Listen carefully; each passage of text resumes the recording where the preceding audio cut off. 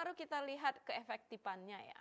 Yang pertama itu adalah apa sih keunggulan daripada pembayaran berbasis ini?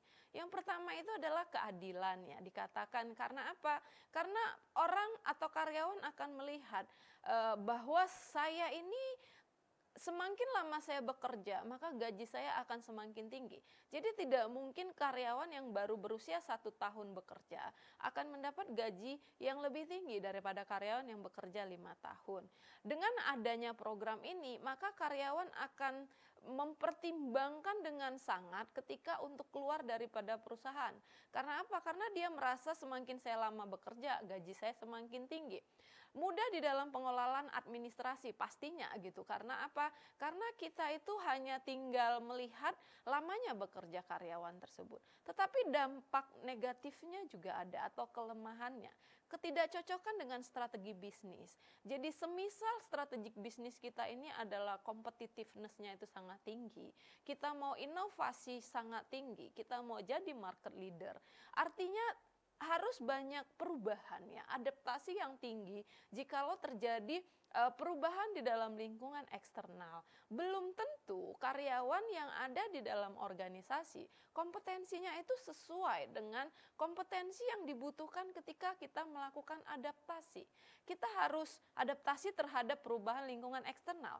Kita harus mencari karyawan dari luar, merekrut karyawan dari luar yang bisa mendukung terjadinya proses adaptasi di organisasi. Ketika kita merekrut karyawan dari luar dengan kompetensinya yang tinggi, pastinya dia tidak akan mau digaji dengan standar yang sama dengan perusahaan di mana dia bekerja. Dia meminta harapan gaji yang lebih tinggi. Nah, dengan hal seperti ini, kalau kita menerapkan kebijakan seniority, kita tidak akan mungkin menggaji karyawan yang baru masuk lebih tinggi daripada karyawan yang sudah lama bekerja. Lalu perubahan karakteristik karyawan. Ketika karyawan kita ini sudah berubah, sekarang menjadi generasi Z, maka mereka itu memang sudah karakteristik individu karyawannya itu adalah tidak memiliki keinginan untuk bertahan lama di perusahaan. Karena apa? Karena mereka pengen mempelajari hal-hal baru di luar sana. Ketika kita mengatakan bahwa kebijakan kompensasi kita ini berbasis senioritas, maka kita akan sulit untuk merekrut karyawan dengan karakteristik seperti ini.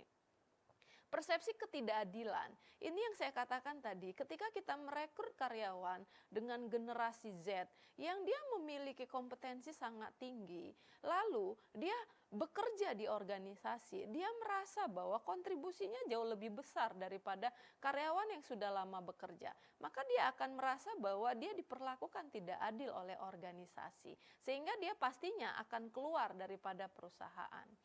Lalu kebijakan yang berikutnya itu adalah tentang pembayaran berbasis kinerja. Apa itu pembayaran berbasis kinerja? Intinya adalah ketika karyawan mendapatkan kompensasi, segala bentuk kompensasi tersebut itu didasarkan kepada kinerjanya. Jadi bukan didasarkan atas senioritas.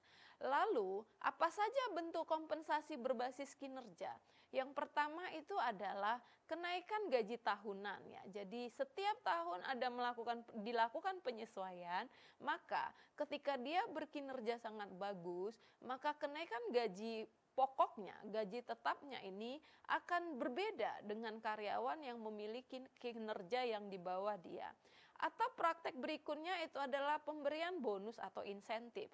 Ketika dia mencapai target, dia akan mendapatkan bonus atau insentif atas kinerjanya.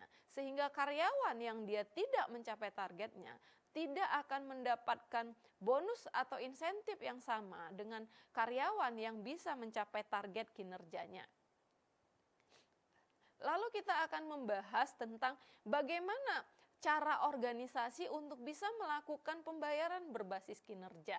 Maka organisasi harus mendesain penilaian kinerja. Penilaian kinerja ini harus didasarkan kepada target-target yang akan dicapai. Maka ketika targetnya ini dicapai, kompensasinya juga akan dikorelasikan atau dihubungkan dengan penilaian kinerjanya tadi. Ada berbagai macam penilaian, metode penilaian kinerja. Ada salah satunya itu berbasis perilaku, ada berbasis goal oriented system ya. Itu yang kita pelajarin di dalam pertemuan kita ini. Jadi kalau saya mau memberikan ringkasan terhadap materi ini, praktek kompensasi itu ada yang sangat tradisional, yaitu pembayaran berbasis senioritas. Lalu yang sekarang ini yang kita melihat dengan konteks pembayaran kompensasi yang mendukung strategi adalah pembayaran berbasis kinerja. Keduanya ini memiliki sisi keunggulan dan juga kelemahannya, tergantung organisasi akan menerapkan konsep yang mana, atau bahkan dia bisa menggabung, melakukan pembayaran berbasis kinerja, tetapi juga menerapkan di dalam komponennya itu ada bonus yang berbasis kepada senioritas. Terima kasih untuk pertemuan hari ini.